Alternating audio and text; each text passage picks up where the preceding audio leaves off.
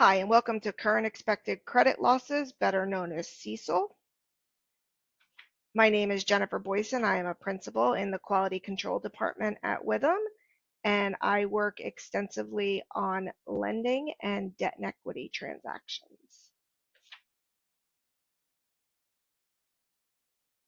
So CECL is the updated guidance which replaced the incurred loss methodology with a lifetime expected losses methodology. It is applicable for all financial statements presented under U.S. GAAP, including private companies with years beginning after December 15, 2022, and interim periods within that fiscal year. The scope of the guidance includes several types of financial assets which are exposed to collection or credit risk, including financing and revenue receivables. As a reminder, financial assets that are reported at fair value, as well as loans between entities under common control, are scoped out of this guidance. One final reminder, leases under ASC 842 are also scoped out, whereas net investment in leases related to finance leases would be scoped in as a long-term receivable. So why the change? When the FASB issued its updated guidance for estimating credit losses in 2016, it provided several reasons for the enhancements. The underlying change was to require to estimate all expected credit losses for financial instruments as of the reporting date using historical data, current credit conditions, and reasonable forecasts. Under this new model, entities must consider the lifetime of potential losses that could materialize over the contractual term of a financial instrument, which in some cases could no longer be which in some cases could be longer than the previous estimation period for the incurred loss model. The new methodology would create less volatility in the income statement as the estimated losses are lifetime losses rather than just thinking about what would happen in the next year.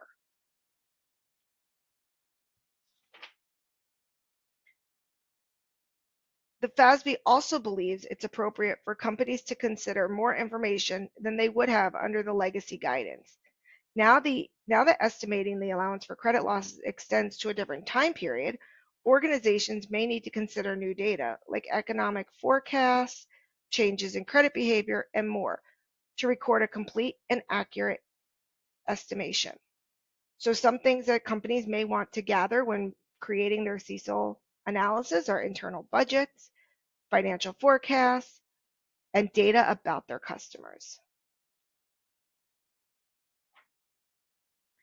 Another reason for the updated guidance is to record the expectation of losses in the financial statements on a more timely basis. The FASB wants organizations to disclose the lifetime losses when they can be estimated, giving the users of the financial information a more complete and accurate picture of the financial condition of the organization.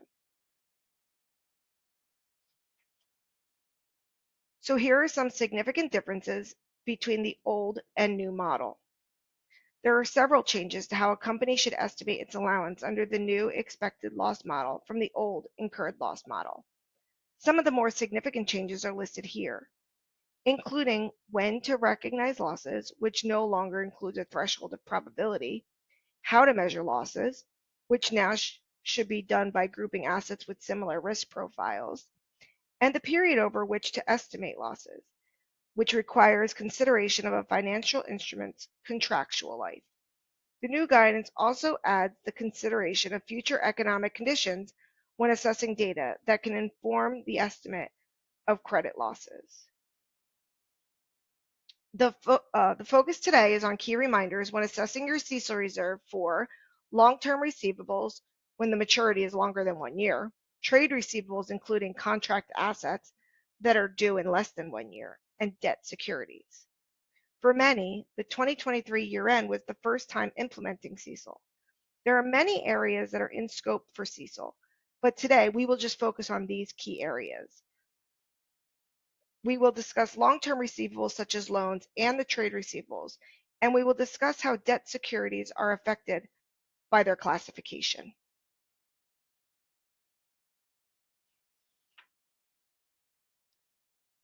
When preparing a CECL reserve analysis for long-term receivables, there is not a specific method to follow, as long as there is detailed supportable information underlying the methodology.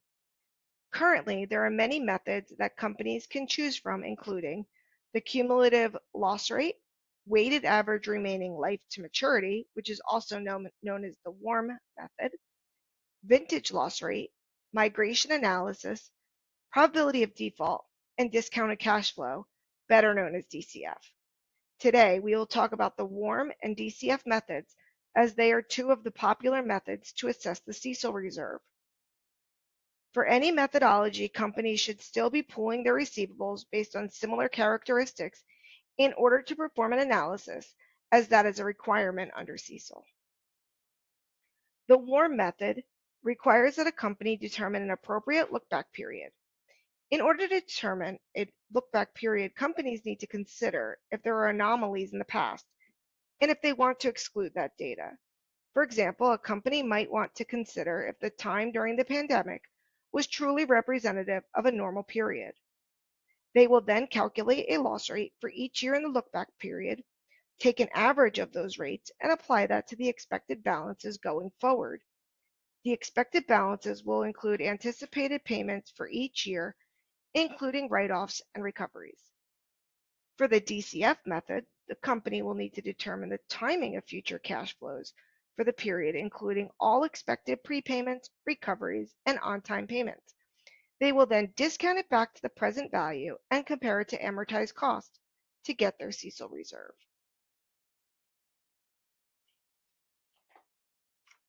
So now we're going to go over a WARM method example. So in the WARM method example, we will go through how to we'll use an example of one loan and how it gets applied. So the above example is representative of the WARM calculation, where you can see it takes the average loss rate and projects it to future payments. This is not a one-time calculation. This would need to be refreshed and updated on a periodic basis. In addition, the future estimated balances need to be supportable. This method is most akin to how companies have historically calculated their reserve, which is based on historical data. The future component, as required under CECL, comes through in the estimated payments and the future balances. So as you can see here, an average annual loss rate was calculated for each period, and then a loss rate was calculated for each period. Then you take the average.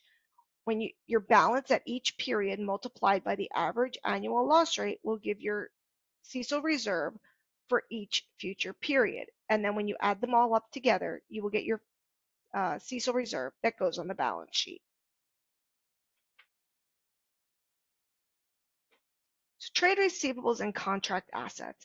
Again, as stated before, it requires a pooled approach for assets with similar risk characteristics. The biggest question that seems to come up is, does CECL apply to accounts receivable? And the answer is yes. However, an assessment of contract assets also needs to be done in order to analyze the full CECL reserve. While contract assets haven't been billed yet, they need to be considered as they are representative of future billing, and CECL is a lifetime reserve calculation. If contract assets were excluded from the reserve analysis, it could materially misstate a lifetime expected loss depending on the size of the contract assets. Common risk characteristics that are taken into account are credit score. It can either be internally developed or based on an external credit score such as FICO.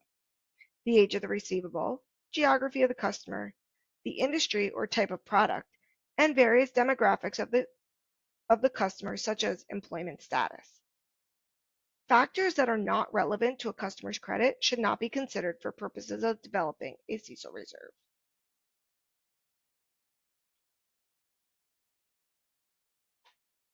So now we're going to use an example of how to develop a CECL reserve using an aging schedule. So here we have a common method for determining a CECL reserve for trade receivables. It starts with the bucketing of the receivables and then determining the historic loss rate for each aging bucket. A further analysis is performed to consider if there are any current and future economic conditions that would change that loss rate. That is your data risk factor. The data risk factor can increase or decrease your historical rate for each bucket to get a final reserve amount. If the loss in a particular bucket was specifically identified loss, companies should consider those specific losses and whether they should be included in the ultimate loss rate. The historical loss rate would not change, but these specifically identified issues can be a consideration in the data risk factor. If something is specifically identified customer issue, then it would be considered not representative of population in the aging bucket, and the data factor could be adjusted for it. Once again, I stress that all elements of how a reserve is calculated needs to be supportable.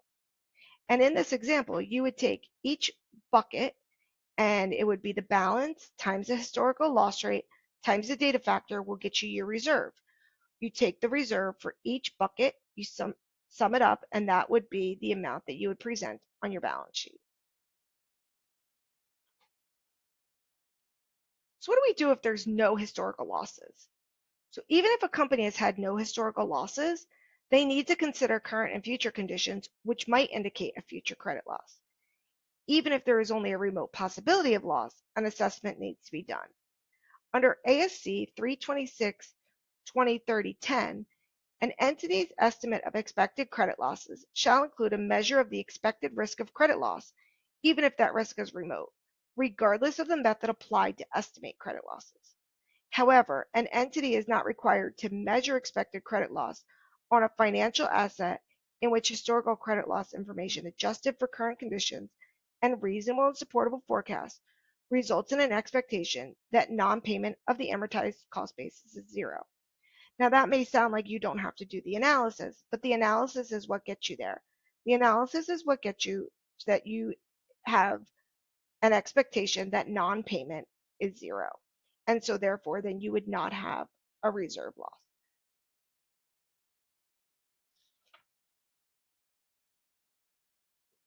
Here, we're going to discuss some of the required disclosures, such as presenting on the balance sheet. This is often a miss for companies first implementing CECL because in the past, it would say accounts receivable, comma, net. That is no longer allowed, as under CECL, there's a requirement that the reserve amount be on the face of the balance sheet.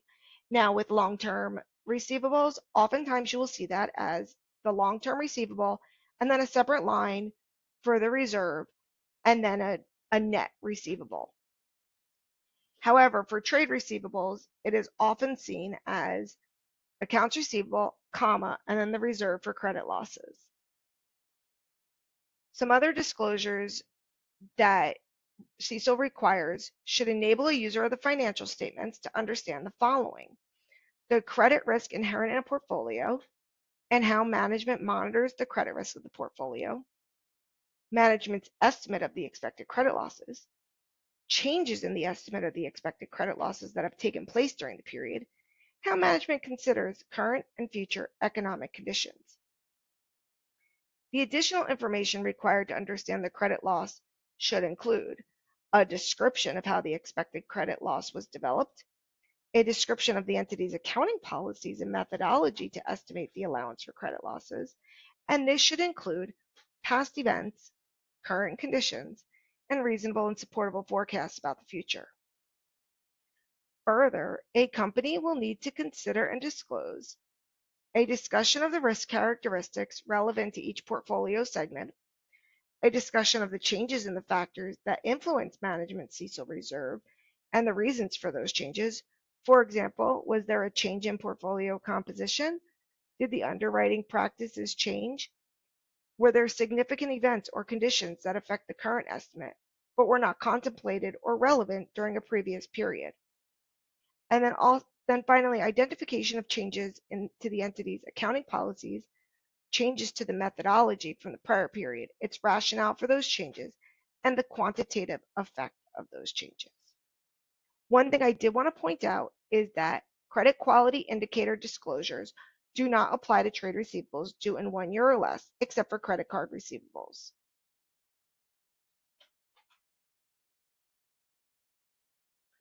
Roll forward of the allowance for credit losses is another required disclosure that helps a reader to understand the activity during the period. It also helps understand whether these items are cash or non-cash items for the statement of cash flows. The provision is your non-cash add back, but any recoveries would be cash received that have been previously written off. So that needs to be reflected in your change in the receivable account. If there are different types of receivables, the allowance is required to be done by type of receivable.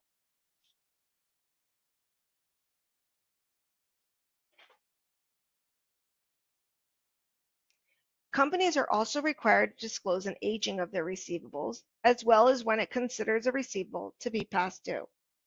For receivables on non-accrual status, the following information is what companies are required to disclose: the amortized cost basis of the financial assets on non-accrual status as of the beginning and end of the reporting period, the amount of interest income recognized during the period on non-accrual financial assets, the amortized cost basis of financial assets that are 90 days or more past due, but are not on non-accrual status as of the reporting date, the amortized cost basis of financial assets on non-accrual status for which there is no related allowance for credit losses as of the reporting date.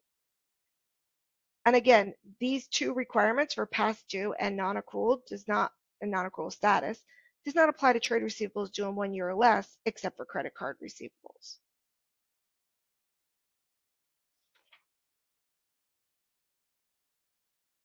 To the extent an entity acquired purchased financial assets with credit deterioration during the current reporting period, an entity shall provide a reconciliation of the difference between the purchase price and the financial asset and the par value of the assets, including the purchase price, the allowance for credit losses at the acquisition date based on the acquirer's assessment, the discount or premium attributable to other factors, and the par value. For a financial asset for which the repayment is expected to be provided substantially through the operation or sale of the collateral and the borrower is experiencing financial difficulty, an entity shall describe the type of collateral by class of financing receivable and major security type. The entity shall also qualitatively describe by class of financing receivable and major security type the extent to which collateral secures its collateral-dependent financial assets, and significant changes in the extent to which collateral secures its collateral-dependent financial assets, whether because of a general deterioration or some other reason. And I do want to be clear that these three disclosures that I'm going through right now are generally for long-term receivables. In addition to disclosures required by other topics, an entity shall disclose a description of the accounting policies and methodology the entity used to estimate its liability for off-balance sheet credit exposure and the related charges for those credit exposures. Such a description shall identify the factors that influence management's judgment, for example, historical losses, existing economic conditions, and a reasonable and supportable forecast, and a discussion of the elements relevant to particular categories of financial instruments. So now we're going to talk about debt securities. Investment in debt securities are also in scope of ASC 326, but depending on their classification, are handled in different ways. Held to maturity debt securities are assessed in the same manner as amortized cost securities or amortized cost receivables. There are no held to maturity debt securities that are scoped out, not even U.S. Treasuries. All of these securities need to be analyzed. However, available for sale securities, while not in the scope of developing a CECL reserve, are subject to a new impairment model. Other than temporary impairments are no longer relevant. Under this model, securities need to be looked at on an individual basis and not a portfolio basis. If the security's fair value is less than cost, it is considered impaired, and the company needs to consider if any of that impairment is related to credit loss. If it is, that amount will be presented in accumulated other comprehensive income.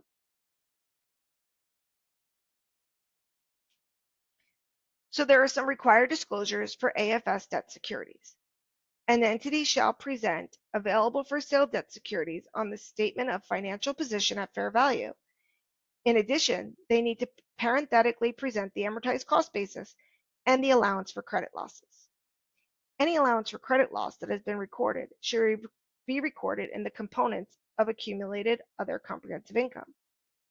If there are credit losses attributed to available for sale securities, then a roll forward of the allowance for credit losses is required. So here is an example of a disclosure for available for sale debt securities in an unrealized position with no credit losses reported. At the disclosure level, items can be grouped, but they must be assessed at the individual level. Companies should also provide meaningful disclosure about individually significant unrealized losses. This tabular information is required as of each date for which a statement of financial position is presented. And as you can see in this disclosure, they break down the types of securities grouped in the type, as in U.S. Treasuries versus mortgage-backed securities or corporate bonds. You will need to disclose your less than and greater than 12 months and consider your fair value and unrealized losses. And again, it's done on an individual basis, but can be aggregated for disclosure purposes. Thank you, and let me know if you have any questions. Thank you for listening to the CECL presentation. There are 2 items I'd like to clarify from the presentation, as well as a few additional Q&A that will help you in your CECL journey. First, I want to clarify that it is operating leases under ASC 842 that are scoped out of CECL, but finance leases under ASC 842 are in scope. Operating leases are subject to guidance in ASC 842, which governs the probability of collection in regards to operating lease receivables. Next, while the overall intent of CECL is to create less volatility year over year in the P&L due to having lifetime expected losses rather than an incurred loss model, the use of various changing economic factors can still create volatility in the P&L. It does not eliminate it, but it does aim to try and reduce it. Now, on to some questions that I find will be helpful to think about when performing a CECL analysis.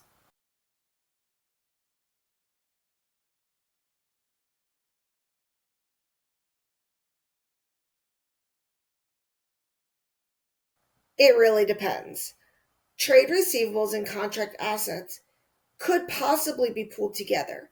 However, that is only if they have similar risk characteristics. Since a contract asset is a right to bill in the future, consideration has to be given to the time between the assessment date and the time when the contract asset can be billed. The longer the lapse in time, the more difficult it becomes to argue that the trade receivables and the contract assets have the same risk characteristics.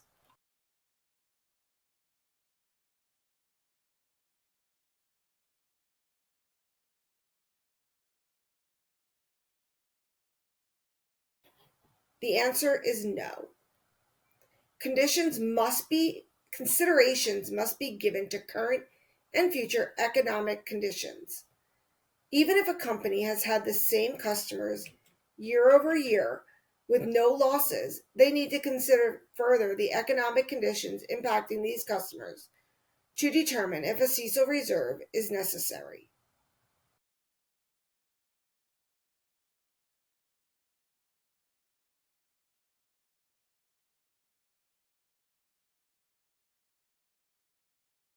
Yes, the use of allowance for doubtful accounts or bad debt expense can still be used.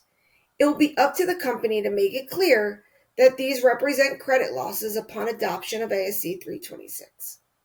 Some people find it easier to change the wording rather than to have additional disclosure explaining that the use of the old language is now representative of credit loss.